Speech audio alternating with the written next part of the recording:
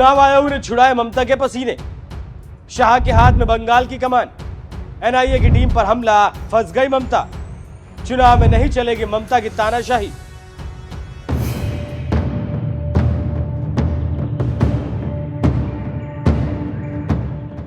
नमस्कार, मैं हूं आपके साथ अभिषेक पुंडी। बंगाल में जब जब चुनाव आते हैं, राजनीतिक हिंसा का एक बेहद बुरा दौर शुरू हो जाता है। हिंसा इस कदर बढ़ जाती है कि हत्याएं वहां होना आम बात हो जाती है। 2019 और 2021 के चुनावों में टीएमसी के गुंडों ने जो बर्बरता दिखाई थी, वो आज भी बंगाल के लोगों के जहन में ताजा है। और उसके ऊपर हालात वहां अब और भी ज्यादा खराब हो चले हैं जब ईडी और एनआईए की टीम पर हमला किया जाता है। तो चुनाव आयोग की बोहें तन जाती हैं कि जब बंगाल में केंद्रीय अधिकारी ही सुरक्षित नहीं है, तो फिर आम जनता कैसे बंगाल के चुनावों में बिना डर के हिस्सा ले सकती है। चुनाव आयोग चिंता से सहमत था और जैसे ही चुनाव आयोग ने लोकसभा चुनावों का ऐलान किया, तभी बंगाल के तमाम बड़े पुलिस अधिकारियों का तबादला कर दिया और साथ ही भारी संख्या में सीआरपीएफ और बीएसएफ की भी तैनाती कर दी। मकसद था बंगाल में निष्पक्ष चुनाव कराए जा सके और चुनाव निष्पक्ष कराए जा सके, उसकी वजह से ही चुनाव आयोग ने गृह मंत्रालय को कह दिया कि बंगाल में और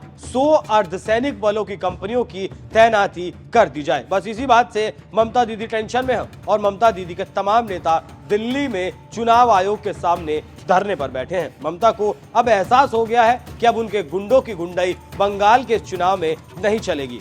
ईडी एनआईए के हमले से फंसी ममता।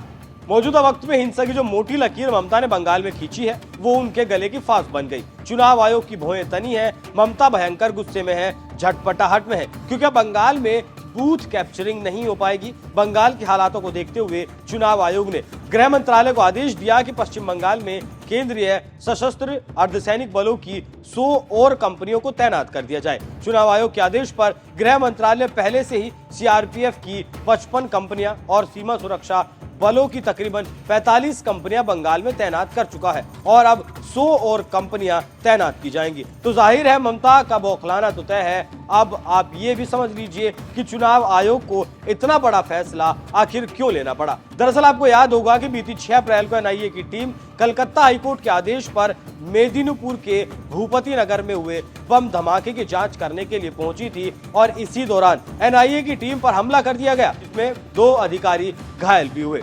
इससे पहले ईडी की टीम जब संदेश खाली के जिन शेख शाहजहां को पकड़ने के लिए गई थी, तब भी ईडी की टीम पर हमला किया गया था। इन्हीं हालातों को देखते हुए चुनाव आयोग को बंगाल में अपना हंटर चलाना पड़ा। वैसे गौर करने वाली बात यह है, जो सरकार हाईकोर्ट के आदेश तक की धज्जियां उड़ाती हो, उसके गुंडों के लिए आम आदमी को प्रताड़ित करना कोई मुश्किल काम नहीं होना चाहिए। इस बात की पूरी संभावना थी कि दीदी के गुंडे चुनाव को प्रभावित जरूर करते, क्योंकि एनआईए की टीम पर जब हमला किया गया तो दीदी का कहना था कि टीम रात के वक्त कार्रवाई करने क्यों गई थी। ये ठीक वैसा ही था जैसे दीदी ने हिंदुओं की शोभा यात्रा पर हुए हमले को लेकर कहा था कि हिंदू मुस्लिम इलाके में आखिर गए क्यों। तो क्या ममता बंगाल में अब तानाशाही करने पर उतारू हो चुकी हैं?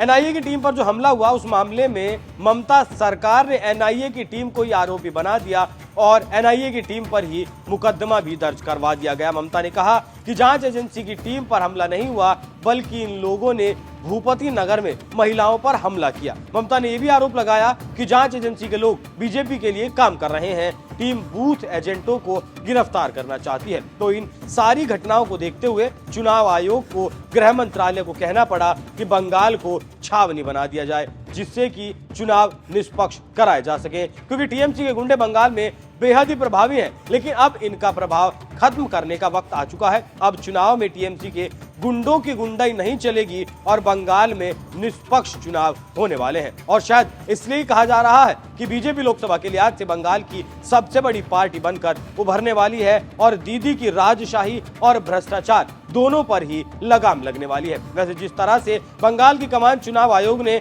अमित शाह के हाथों में सौंपी है, उस पर आपकी क्या राय है? कमेंट कर हमें जरूर बताएं। नमस्कार।